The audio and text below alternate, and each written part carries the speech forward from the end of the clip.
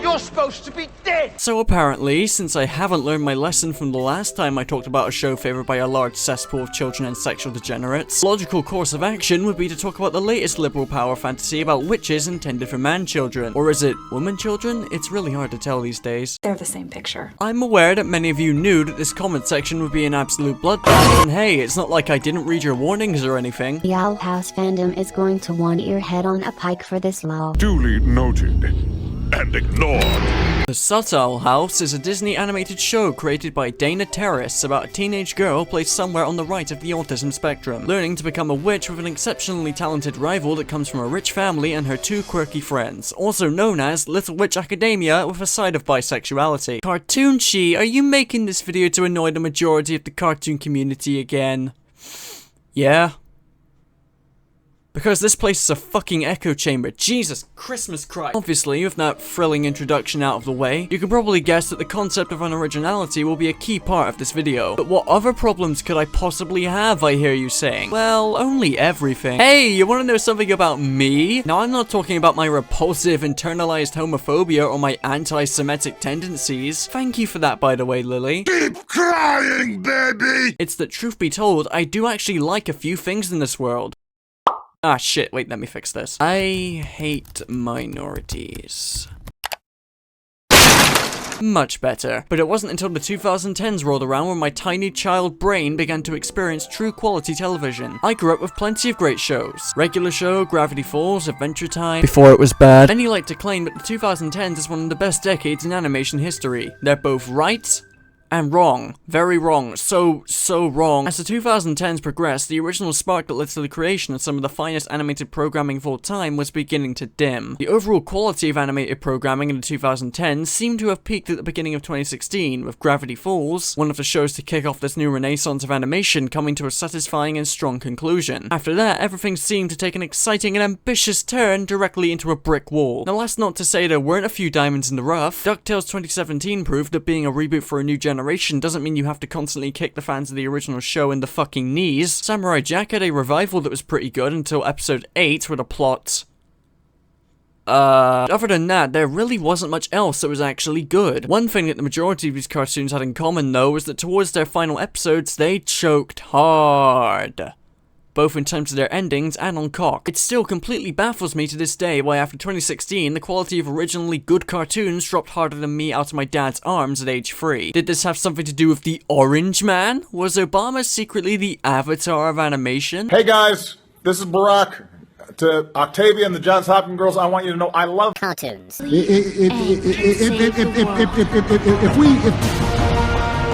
Now, hopping away from that before Paul burns me at the stake, I am willing to offer a different point of interest as a compromise that is just as impactful as politics, and is certainly more important than the conversation on America's gun control laws.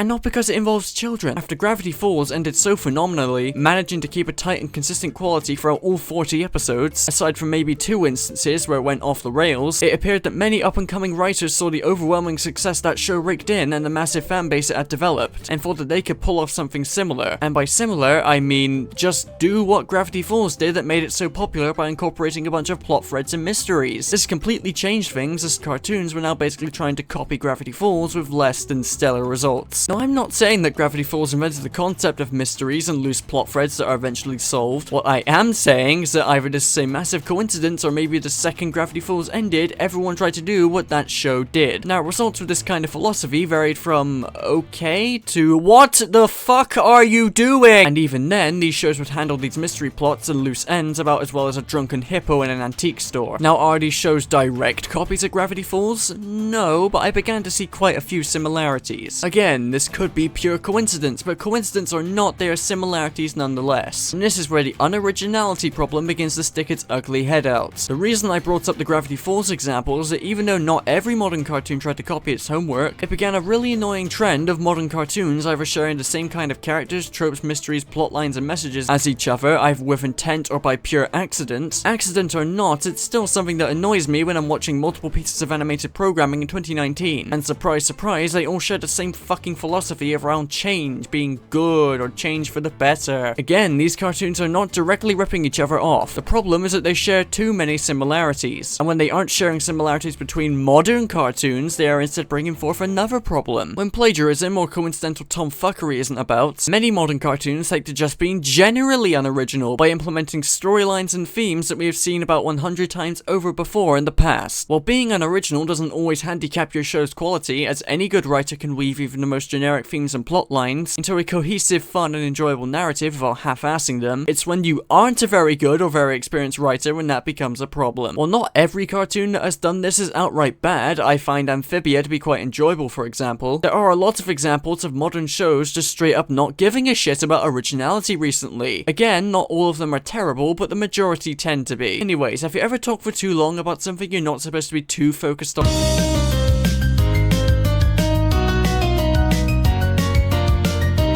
The SubtOWLe house is shit. Okay, I'll try to be serious. The SubtOWLe house is fine, but it has a lot of problems and I want to talk about them. But first, I must mention some of the things the show does well. Even if it's the bare fucking minimum, I really like the way the show looks and moves. It feels like a more stylized version of the horrifying CalArt style. Oh, by the way, this video was brought to you by I'm Late to the Hype. It's like playing one of your video games without the stick of happiness. Do you mean the joystick? I can't believe they let that get past the censors. For those of you who don't get the joke, the joystick is a metaphor for penis. The animation itself is actually pretty solid. There aren't any noticeable cut corners, certain parts are animated very smoothly, and I really like the show's color palette. It feels like a perfect mix between both Star vs. Season 1's explosion of color and Gravity Falls' more laid-back look, which I guess makes sense given Dana Terrace, the creator of the show, actually worked on Gravity Falls as a storyboard artist. Not exactly animating, but it might explain more than a few similarities that we'll get to in a bit. The show also has a pretty decent soundtrack. The main ones that stick out are the opening theme and ending theme, which are both really pleasant, memorable, and hell, if this show improves with its second season and onwards, the ending theme could actually produce some nostalgic feels when looking back on the show in a few years' time. Although it's basically the same as Star vs. Ending. The rest of the soundtrack is generally fine. There aren't any bad tunes, it's just that the majority of it isn't too memorable. But then again, I don't tend to judge shows based on their soundtrack. I like most of the characters, although that's not to say they're all well written. Luz is likable enough, but can get a bit overbearing at times. King is voiced by Alex Hirsch. That's basically all I have to say about that, as he expectedly has some pretty funny moments. Now I am king and queen! Best of both things! Ida is a bit of a mixed bag for me because on one hand, but she can also be pretty entertaining at points. Gus and Willow are just kinda there. Also, and I actually really like Amity's development. If there's something I will actually defend about this show, is that Amity's development isn't exactly rushed, it just happens a bit faster than expected. Duh, but that means it's rushed, you fucking imbecile! Let me finish my fucking sentence. Dickhead. Usually, redemption arcs take a much longer time than Amity's, I'll give you that. And personally, I think it would have been a lot more interesting if she had another season to develop, like go down more of a Zuko redemption path, if you know what I'm saying. But that doesn't mean her arc was rushed exactly, because when you go through the episodes, you can see her changing gradually after meeting Luz. And when you find out that she's been conditioned to behave the way she does by her parents, it begins to get a lot more believable that she's willing to snap out of it when she's with people she's had time to get to know and like. You know, as opposed to bully trope number 70 over here. Her arc isn't as long as an expected arc. I'm sure it's actually good, but it still works out without being rushed, and that's where my praises end. Overall, the SubtOWLe house is an enjoyable show at the most. It's funny at points, it has pretty good animation, a decent soundtrack, and a mildly interesting world, topped off with some entertaining characters. However, this isn't nearly scratching the surface of the main problem that holds this show back from greatness, and that's the writing. God, the writing. Now, as said, sometimes the writing isn't complete ass, but to say this show was just disappointing to watch would be a massive understatement. So it's time for me to stop being a nice guy and to finally prove once and for all that the SubtOWLe house is the worst fucking thing to exist since Facebook gaming. Let's take a look at every aspect that the SubtOWLe house manages to fuck up, along with some concerning levels of unoriginality, almost on the level of actual plagiarism. Please don't sue me.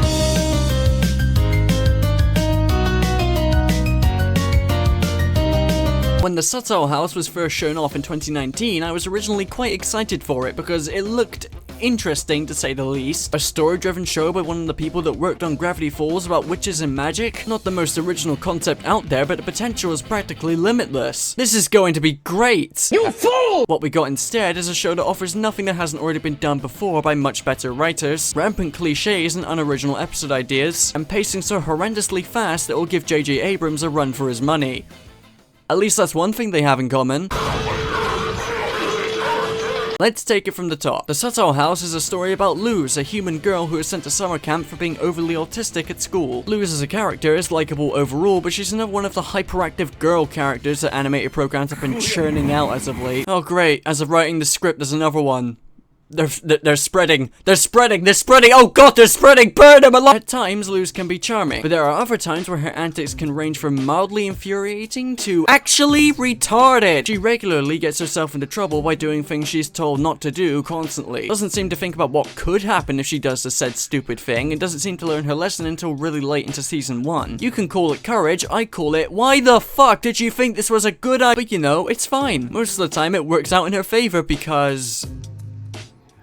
why not? Also, she's bi, because of course everyone cared. Oh wait, what's this, Disney? When we were greenlit, I was told by certain Disney leadership that I could not represent any form of bi or gay relationship on the channel. What a twist! Oh, I get it. So Disney's progressive and pro-LGBT. Except they aren't. But they kind of are. Except they aren't. Hey, don't bother questioning it. It's gay! So disgusting! Luz ends up being taken to the Boiling Isles by complete accident by following an owl thing that took her book through a magic door. There's nothing wrong with starting your story with a coincidence. That's actually how the majority of some of my favorite stories of all time started. I mean, goddamn, the word destiny is already said enough in Avatar. You really want to tell me that it was destiny for Sokka and Katara to find Aang? I don't think so. My problem is that coincidences just seem to happen in the SubtOWLe House in a way that doesn't feel like natural story progression. Like 5 seconds after Luz meets Ida, some guy randomly shows up, shouts out that Ida is wanted while holding up a wanted poster for her. Right here, you are a bad guy. Yet every other time in the series where Ida gets in trouble, we don't see this level of exposition ever again. It feels like a really ham-fisted way to give the viewer and Luz some information about Ida, and unfortunately this is one of the minor writing offenses of the show. Anyway, let's talk for a bit about the show's incredible world building. Bellows said that mixing magic was wrong, that only he had that right. So he created the Coven system, and there our knowledge was restricted. Those who resist are called wild witches, and they face harsh punishment. Oh, this is so cool! Yeah, I'm gonna study everything! It's not great. I know that's a harsh thing to say for a show of only 19 episodes. Wait, 19? Why not order 20? Maybe then you wouldn't have to fill 2 episodes worth of plot into a 22-minute piece of shit. But the world building that is here is incredibly loose.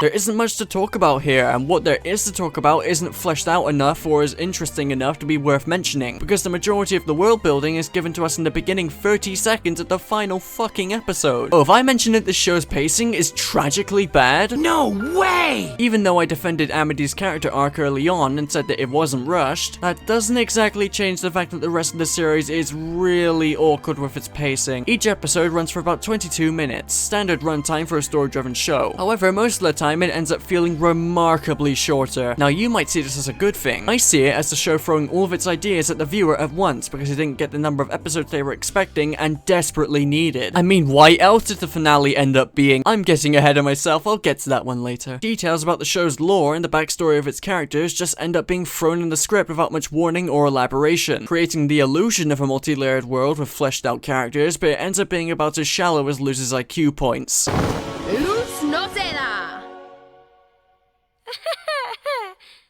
Confetti! For example, there is a potentially interesting backstory to be told of Ida, as she was cursed as a child to turn into a savage monster. Now, how would you go about revealing this backstory to the viewer? Personally, I would take advantage of the show's mystery aspects, and create a slow, gradual reveal with little bits and pieces for the audience to put together, which will then culminate in the show's finale.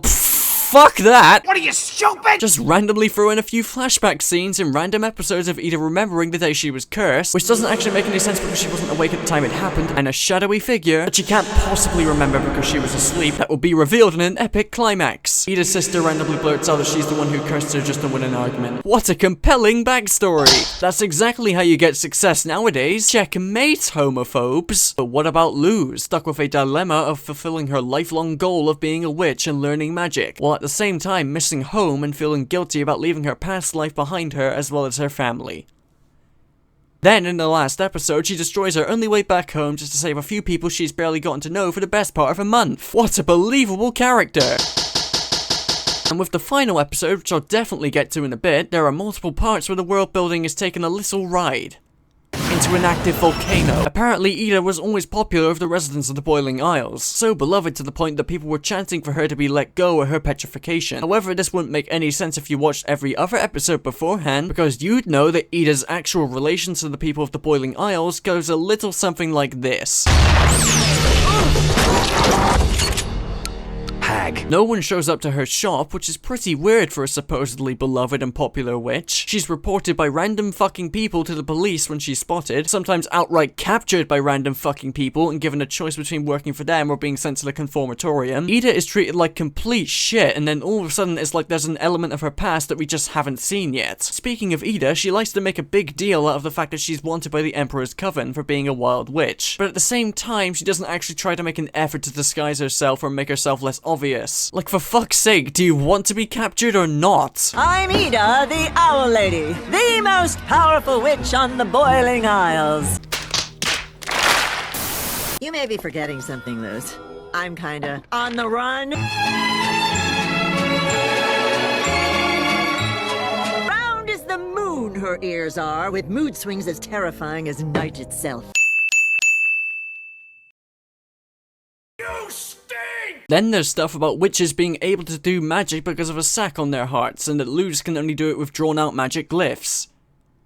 That's quickly dropped. There are so many more inconsistencies with the show's world building, but these were the main ones that I could find just from simply watching the show. I legit wasn't even analysing what I was watching too thoroughly. I just got to the finale, saw Luz use a staff, and was all, now hold on a fucking tick! Ida also has a sister named Lilith. Sup, killer? Now, first of all, second of all, I do actually appreciate their dynamic a bit. Lilith is only evil for the sake of reversing the curse she inflicted on Ida when they were kids, as she is promised by Emperor Bellos that if Ida is successfully captured, her curse will be healed and she can be a part of the Emperor's Coven. That goes exactly how you think it's gonna go, by the way. I will not be healing her. But you promised me. You tricked me. While Ida still has love and respect for her sister despite not agreeing with her ideals and will not hesitate to put up a fight with her. However, after the finale, this dynamic stops being interesting, as Lilith is just suddenly redeemed within the span of 5 minutes. Classic storytelling right here. This show has a lot of potential to do great things with its ideas, but it never seems to go completely through with them or just takes the route of mediocre writing instead of actually doing something new. The SubtOWLe House is a show that you've seen done 1,000,000 times before, despite its shiny and interesting exterior. And it just gets better as the majority of the episodes are exactly the fucking same. Luz wants to do a stupid thing, Ida or another character explains why the stupid thing is a stupid thing, Luz does the stupid thing, Luz learns not to do the stupid thing too recklessly in the future, except not, as the next episode continues with Luz doing the stupid thing because who cares? Character progression is gay anyway, of course there's no place for it. You go, Disney. Lots of cunt. It also appears that a basic understanding of logic should be put in place, as there are many scenes in the show where my reaction to what was happening on screen can be summed up as... Prime example of this is in episode 4, The Intruder, where Luz tries to record Ida performing a spell so that she can look back at the footage and learn to do it herself. Later in the episode, she ends up dropping her phone and breaks it. Nothing too out of the ordinary, except for the fact that if your phone breaks from falling from that height and you clearly bought it from a black market, didn't you, Luz, you fucking scab? And then, when Luz looks back on the video, her phone glitches due to it being broken, and I shit you not, lad, a fucking symbol appears in the middle of the spell, and Luz miraculously miraculously learns that drawing these symbols on paper allows her to perform spells. You what? What the fuck have you brought upon this Christian land, you refrigerated cunt waffles? Number 1, how does it make sense that a phone can just simply glitch and then alter what has been recorded to reveal a spell symbol? Number 2, if spells can simply be learned from symbols, then surely this means the show's over, right? Luz can learn just any spell in the book so long as she's able to draw a fucking symbol. In fact, that's literally what happens in the final few episodes as she learns multiple new spells like this. Such a talented character. Number 3, what purpose does Ida serve in this case if the entire point of the show, being that Luz learns how to do magic and become a witch, makes the character of a mentor completely obsolete? This isn't even the worst of the show's gaping plot holes, because then there's stuff like Principal Bump, yes, that's his name, I'm disappointed as well, just violating the school's policies and lets Luz learn magic from every single coven, despite the fact that that's, oh, I don't know, illegal? Meaning Principal Bump either forgot about the law for 1 second, Danny kind of forgot about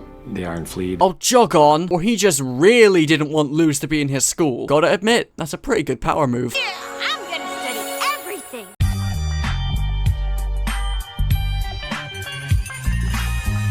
There are plenty of little inconsistencies that wouldn't be too bad if they were occasional, but they happen almost regularly and turn an easy to follow but logically foggy plot into, oh, it's really unlucky that you managed to hit the big scary monster from 15 light years away. Oh, it's really lucky that your phone for some reason has its flash enabled the second you drop it from a 30cm height. Oh, it's really lucky that your phone breaking from a 30cm height just so happened to be benefit. Okay, jokes can't explain it that well. What even happened in this scene? Oh, it's really lucky that everyone in this world has a chromosomal disorder and can't tell the difference between a human and an actual abomination. Like, sir, are you taking the fucking piss? Okay, so we've gone over the world building and flawed character writing. What about the show's actual plot? Well, through season 1, Luz is staying in the Boiling Isles for 3 months to avoid summer camp and to learn magic with Ida. Ida herself is one of the mentor characters who likes to fuck around and be lazy as opposed to actually teaching anything until eventually the time comes where they realize that some teaching is required. That would have been okay, but holy God, did they drag this out or what? Alright, I'll teach you how to be a witch, but you have to work for me before you learn any spells.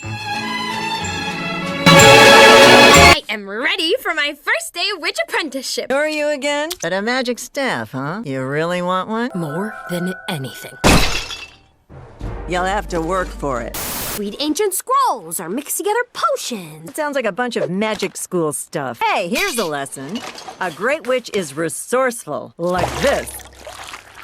How am I supposed to earn my witch's staff if I don't know any spells? No, sleep. But how can I, little old Luce, do magic if I don't have a magic bile sack? You know, I'm not actually sure. A job fair for witches! Ida, can we go? Absolutely not. Oh, that's right. I haven't taught you many spells, huh? I want to learn magic, and they teach that at Hexside. I mean, yeah, well, I don't want to hear another word about Hexside. At the end of the day, that's the only spell I know. And whose fault is that? Yours. Ha! Yep, got me there. I have been researching my texts on wild magic, but I'm much too busy right now. Luce, I shall now teach you how to identify different types of snow by taste. Can you please take this seriously? You need to take me seriously. Don't worry, kid. If you listen to me, soon you'll be doing stuff like that. But you have to trust me, okay? Oh, thank God, some actual plot progression. You've covered snow, so now it's on to smelling moss. Now the trick is, you really gotta get it up in there. Get on with it. Yes, get on with it. Luz eventually just learns magic on her own because Ida suggested to her to get it from the island as magic is a gift from it, which not only makes every single time she said she'll teach Luz magic even more frustratingly retarded, but it in turn makes Ida even more useless as a teacher because she didn't teach Luz jack. The fucking island did. Sure, she said to get the magic from the island, but all of her bullshit tasks in episode 12 were just done for quirky's sake and have no connection to Luz just randomly looking up and finding that the snowflake that fell on her hand had the glyph for an ice spell. Does this mean that every element of the island has a glyph that can be copied down somewhere, or was Ida getting high on moss supposed to be an insightful learning experience? Well, it wouldn't be the first time children's programming has tackled substance abuse. It's me. This is my future. It is if you don't get off those drugs.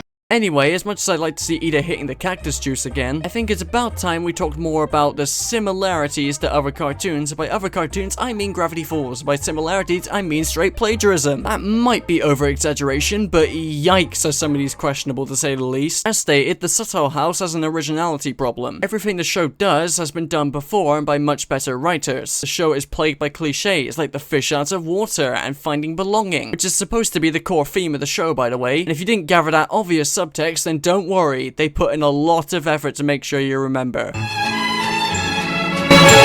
Mija, I love your creativity, but it's gotten out of hand. But if you can learn to separate fantasy from reality, you may need to spend the summer here. But I don't like any of that stuff. I like editing anime clips to music and reading fantasy books with convoluted backstories. Mija, your fantasy world is holding you back. Do you have any friends? The Conformatorium. A place for those considered unsuitable for society. Stupid warden likes to lock people up who don't fit in. Like, I write fanfics of food falling in love. I'm here because I like eating my own eyes. We are agents of free expression! They will never silence us! None of you actually did anything wrong. You're all just a bunch of weirdos like me. Let this be a lesson to all of you. There's no place in society for you if you can't fit in. No! My weak nerd arms! They just want to be themselves. Why does everyone think that being a weirdo is so bad? Besides, us weirdos have to stick together, you know?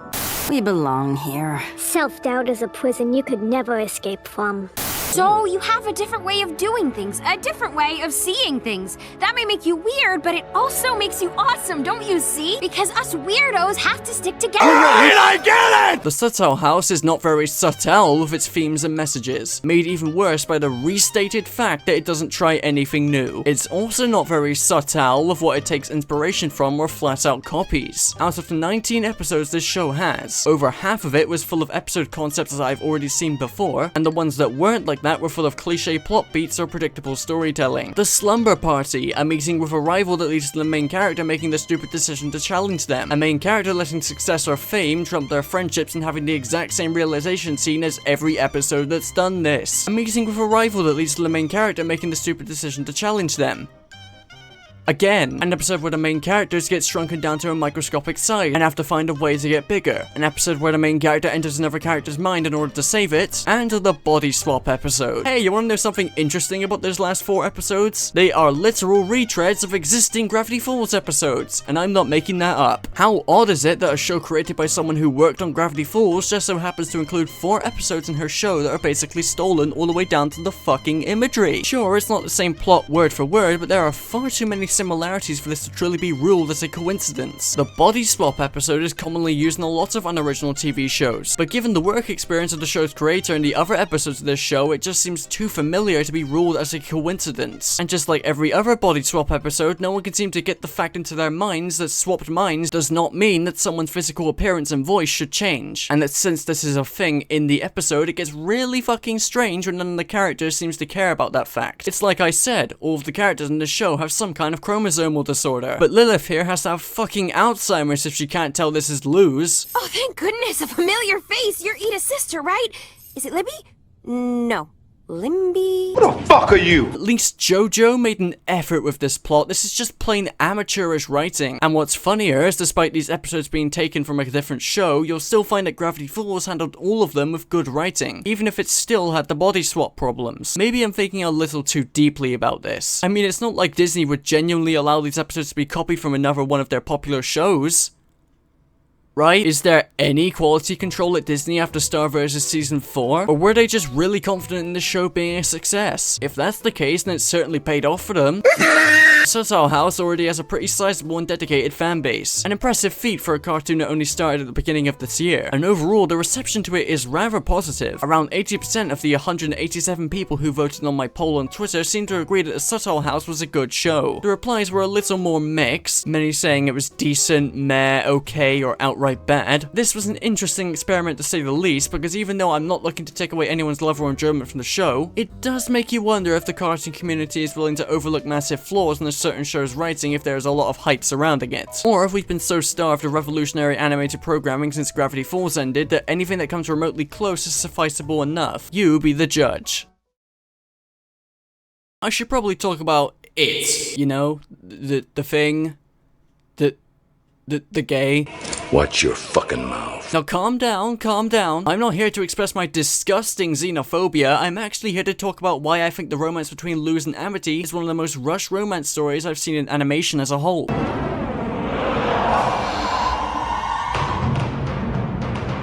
Hey, did you say? Yes, I defended Amity's character progression, not the romance between her and Luz. The relationships between the characters in the show is actually a relatively big problem as Luz grows a fondness towards Ida, King, Gus, Willow, and Amity that trumps her love for her home and parents within the span of a month. But with Amity, we're talking about romance here. Lumity suffers from something I like to call Korrasami sickness, in reference to the rushed gay romance between Korra and Asami in The Legend of Korra, just not nearly as bad.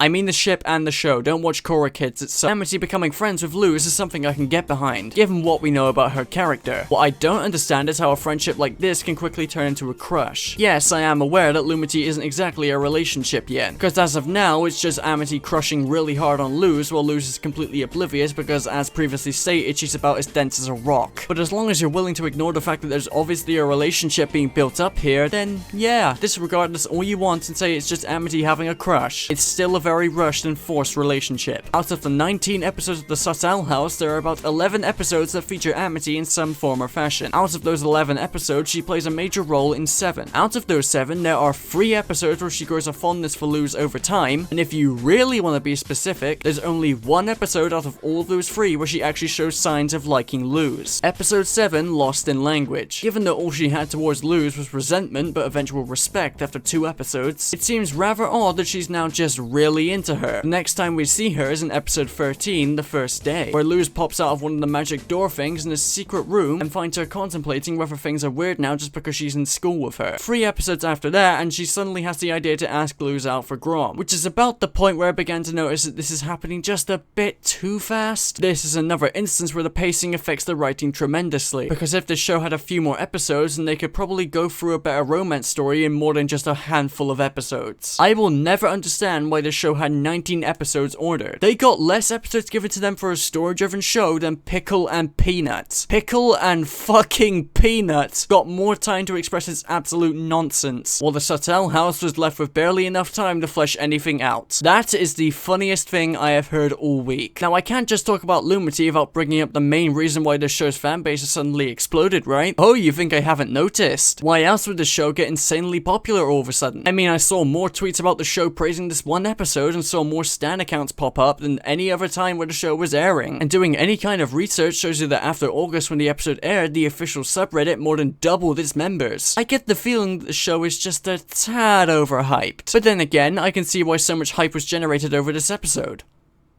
It's pretty fucking good. No, genuinely, I am actually being genuine here. I thoroughly enjoyed this episode. Like, still, Lumity is being rushed faster than a child predator into a jail cell, but I thought the episode was fun, I thought it was paced just about right, and despite my critiques of the ship itself, I did find Luz and Amity's interactions to be pretty cute. I can see why the ship exists, I'm just not much of a fan of the execution. But hey, at least it's more believable than this garbage. Yeah, I don't really have much to say about episode 16, other than I think it's the best episode of the show, but given everything else about the show, that's not exactly saying much. Overall, Lumity is a very rushed and forced ship that, despite being a good pairing, is not paced or written correctly at all for it to be seen as a believable relationship. That might change with season 2, but who knows. So, who did you want to ask out?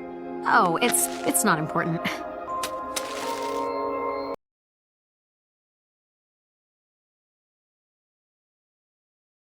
Oh my god! Oh jeez! Now before we get to this next segment, I want to quickly touch upon the show's dialogue and voice acting. Overall, I'd say the voice actors and actresses did a pretty fine job. There's not much here that's really outstanding, but I did really like Matthew Rhys as Emperor Bellows, so that's something worth noting, I guess. Alex Hurst does the best he can as King, and ends up being one of the best things about the show, but at times it sounds a bit too similar to his voice for Bill Cipher. In fact, King is literally just Bill Cipher without the voice filter. Try to catch me when I'm covered in grease. I'm a squirmy little fella. Well, well, well. You're awfully persistent, Pine Tree. Hats off to you. This isn't a plagiarism problem, it's just that Hurst doesn't really have any new voices that we haven't heard before. Like hearing Grunkle Stan's voice come out of the guards gets incredibly distracting at points. You won't get away with this, owl lady! Yeah, alright, you did. You got away with it. She got away with it, everybody! I'm funny. Then there are times where the VAs just stop trying altogether. Hey! Lose! The dialogue, on the other hand, is a lot more inconsistent. It varies from... This is clearly not the PG fantasy world I always dreamed about. So, can you help me get back home? Yeah, okay. All the way down to... And I practice the ancient art of fanfiction! There are a lot of points where they try and make Luz a relatable weirdo teen, by showing how she's super cool and weird because she watches anime, writes fanfiction, she's gay, and there are multiple other instances of the dialogue being complete and utter sewage as well. Granted, it never does get to the level of Stay away from my dad's ex-girlfriend! but it's nevertheless distracting. But now, I want to talk about the show's finale. Fuck you! Yes, I'm talking about it, be quiet. Truth be told, there was still a part of me that was hoping the show would save itself from its mediocrity. Season finales are always good ways to showcase the very best or the very worst of your show's writing. And while that might have been a bit of a red flag given the rest of the show's beautiful quality control, I was still optimistic that I would at least get glimpses of a much better show. But then I got around to watching it.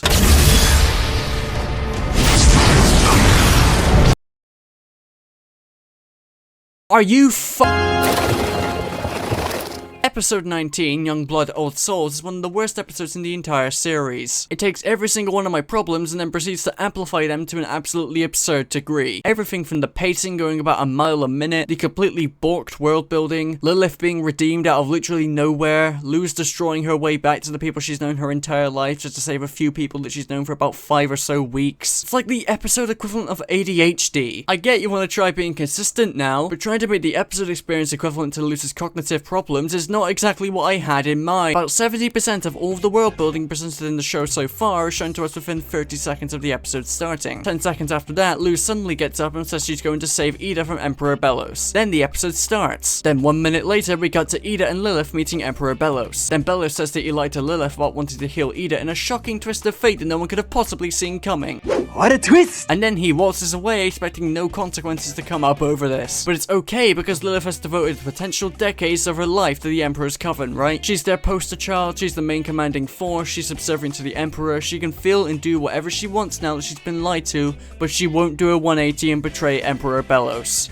Then she does a 180 and betrays Emperor Bellos. Then we cut to a news report where the reporter and everyone watching the report is visibly upset that Ida has been captured, as if she's some kind of unsung hero, which has never been I wrote Bennett in the script on accident. In fact, throughout the episode, it's like Ida for some reason meant something to the residents of the Boiling Isles, even though if that was a concept that was established earlier on, she would be a lot more popular, wouldn't be reported to the police by random citizens, and would probably have actual customers to come buy her stuff from her store, but who cares? Consistency is gay anyway, no wonder there's no place for it. You go, Disney. Lots of cunts. Like, there's no setup for Ida being remotely liked by the residents of the Boiling Isles before this, and even then, what could she have done to gain the reputation that she suddenly has? All we know is that she's wanted because she's a wild witch, but what else has she done exactly? Are the townsfolk just upset that a wild witch has been caught? Where is my world building? Willow and Gus suddenly appear and suddenly hatch a plan. Then Luz and King intentionally get themselves captured to save Ida. Then we arrive at the Conformatorium where Luz proceeds to completely wipe the floor of the Emperor's guards despite having very limited magical experience from school. I'm sorry, but if she's learning from school, then how long does it fucking take for her to be able to master a spell? Especially if she's using paper glyphs and not any of the current ways of using magic? How do you train your magical abilities to get better when you rely on using magic paper? Like, is it always this strong? Did the guards not think to even chain Luz up or anything? Like, did they seriously not expect her, Luz, the known apprentice to Ida the fucking owl lady, to not try and do some magic? In fact, why not just chain her up anyway? She's a convicted criminal according to you, for Christ's sake. Is there a reason why Luz was taken to the Conformatorium and not the police precinct that was shown in episode 8, especially given that this is a very minor offense? In fact, why the fuck did they send Luz there when they thought she was Ida? Surely they would have taken her to the Conformatorium the second they got a hold of her, as that's supposed to be the fucking plan, right? Am I the only one who seems to give a shit about this? The guardman draws Luz a map because everyone in the show has the IQ of fucking tinfoil. Then we cut to outside the Conformatorium auditorium where there's an entire crowd of people debating whether or not Ida deserves her punishment. And then one of them says, "Do you really think Ida deserves a petrification?" I don't know. This is all happening so fast. Then I shit you not, a second after this happens, Gus and Willow just appear on screen and start talking before splitting up. The complete lack of self-awareness here is fucking mind-boggling. Then we cut to Lilith saying she'll capture Luz. Then we cut to Luz entering the room with Ida, where Ida explains that Luz has to leave and go back to Earth, where Luz then says, Us weirdos have to stick together, remember? am I the only one that thinks the bond between Luz and Ida is kinda forced? Like, I expect them to care for each other, but Ida acts like she's known Luz for a long time when it's literally only been a month. Might be me just nitpicking, but something about this seems off. But before you can think, there's a fast twist of fate as Lilith appears. And after that, there's a short fight scene between Luz and Lilith, before they then end up falling through the door to Earth. Then we find out that Luz can't use spells on Earth. But before you can question that, Lilith decides to, holy shit, just calm down, show! Not only is the writing generally bad, but stuff just happens in this episode without any elaboration most of the time. It just keeps going, it never actually paces itself. It's fucking infuriating. Seriously, you wanna know why it may seem like I'm rushing here? Because the episode itself already has the pacing of a summary, which means for the actual summary, I have to go about 2 times as fast. Good lord, we're already 10 minutes in and there's already been enough plot to fill a normal episode if it's paced correctly, and it only gets much worse from here. Lilith then suddenly breaks, and says that she deserves to be in Ida's place, which leads to a really forced flashback segment to show that her and Ida used to be the best of friends until Lilith cursed her and... It's almost like the twin sisters had one of them screw up their life's work to create a tragic backstory. Where have I seen that before? I do wonder. Except this lacks any of the substance, emotion, and weight that Stanton Ford's backstory had. Like, Ida literally just says that she doesn't want to fight and then says bye to Lilith, and all of a sudden the curse kicks in right after, like, what? Surely the curse would take effect immediately? Why is everything terrible? So Lilith is just redeemed now. I'm sure it made sense at some point during the development for the show, who knows? Anyway, Lilith and King get captured by Belos. All of Ida's anger over Lilith ruining her life disappears within a second. Like, there's no begrudging trust or spite or anything, it's just love, baby! Gus and Willow grab the microphone from Gus's dad, which is supposed to be a broadcasting mic, not a stage mic. It's not going to make you louder, there are no speakers. The prisoner from episode 1 says he helped him escape from jail, even though that was Luz's doing, you muppets. Apparently the store clerk was helped by Ida, that was never shown. And Bump says that he learned to love teaching after she left school, which is supposed to be a joke. What compelling evidence against Ida's petrification, guys? What are you gonna do to make this more cliche? Start chanting at the guards to let her go? September 1939. Nazi Germany invaded Poland, and for more than 5 years brought terror to much of Europe. With its ideology of a master. Luz has a short fight with Emperor Belos before she is then apprehended, but not before she bullshits an ice glyph into existence and pokes Belos' eye with it. She also miraculously knows how to operate a staff and use spells with said staff, even though the show's already frustratingly fragile lore states that magic comes from a sack on a witch's heart, and Luz being able to use spells by drawing their symbols was supposed to be a way to work around that fact. But no, apparently she can grab a staff and use magic without any kind of fucking training in that regard. She just does everything related to magic so perfectly. You go, girl! Belos chuckles, and then we are given the big reveal this series has been leading up to. I like your spirit. Belos wants the door to Earth for a reason that hasn't been elaborated on yet, and Luz just coughs it up. Sure, not like you're leaving behind your family or anything for a group of people you've known for a blink of an eye in terms of your fucking lifespan. But oh, what a twist, it turns out she flat out destroys the fucking door! Luz heads up to the petrification thing, which for some reason stops shooting the glowy green stuff and leaves Ida half frozen. Perfect time for Luz to destroy it, obviously. That's just so lucky. Luz, Ida, King, and Lilith managed to escape with Emperor Belos saying that he was ordered to leave Ida in her cursed form to act as a lesson of the dangers of wild magic. Despite it being, you know, a curse. She didn't inflict it upon herself. You know, if you're gonna try and spout propaganda, maybe don't contradict yourself in the same sentence. Just a thought. Then Lilith shares the curse with Ida, which doesn't share the apparently incurable form, but instead just gets rid of both of their magic. Don't think about it, they clearly didn't either. The episode ends with a teaser for season 2, as Emperor Belos attempts to fix the door to Earth. Right, so that episode takes basically all of the worst aspects of the show and mixes them into a complete and utter abomination. I wanted to take my time to break it it down because it really is that bad. And for some reason, this is one of the highest rated episodes of the show on IMDb. But then again, it's not like people on IMDb are renowned for their stunning intelligence. What was surprising to me is that a lot of people seemed to like this finale and thought it was satisfying. Ladies and gentlemen, I think my brain just committed suicide. Good on you if you've got some kind of enjoyment. I can always respect those kinds of people. But after that summary, if you want to honestly tell me that this episode was objectively good, and that I'm just a homophobic douchebag who likes the concept of contrarianism, well, you're not wrong about that. I meant the second one, and there really is only one option that can settle this debate once and for all. It's really unfortunate that the SubtOWLe House's writing ended up being this mediocre or just straight up terrible at points. This is a show with a lot of potential for creativity, yet it never manages to do anything remotely interesting. And at times it genuinely feels like the series was being written as it went along, and that barely any of it was actually planned. But then again, that's what writing in the 21st century has devolved into, so I don't know why I'm surprised in all honesty. People can tell me all they want to just wait for the second season, because they're sure it's going to get better. They're sure this is going to be the next Gravity Falls, or Adventure Time, or Star vs. before season 3. But as of late, with the unoriginal depression in modern cartoons and the gradual decline in quality, I've learned to not get my hopes too high. I could absolutely be proved wrong about all of this, and season 2 will be like some sort of masterpiece.